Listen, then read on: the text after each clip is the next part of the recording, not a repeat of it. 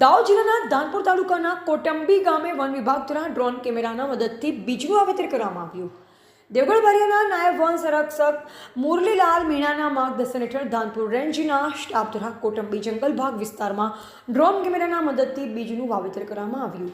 અંદરિયાળ જંગલ વિસ્તારમાં ડ્રોન કેમેરાના અત્યંત આધુનિક મદદથી બીજનું વાવેતર કરી ગાઢ જંગલ બને તેમજ હરિયાળું થાય તે હેતુથી વન વિભાગ દ્વારા બિયારણનું વાવેતર કરવામાં આવ્યું।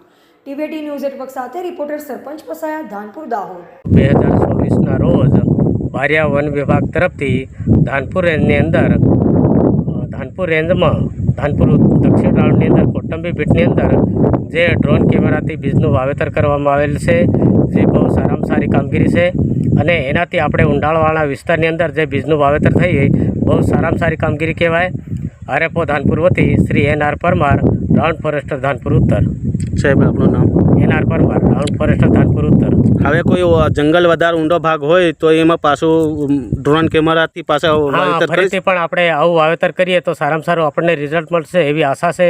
અને જે ઊંડાણવાળા વિસ્તારની અંદર જે મજૂર કે માણસ પહોંચી નથી શકતો એ જગ્યાએ આપણે ડ્રોન કેમેરાથી વાવેતર કરીએ એટલે બહુ સારું રિઝલ્ટ મળશે એવી આશા છે અમને।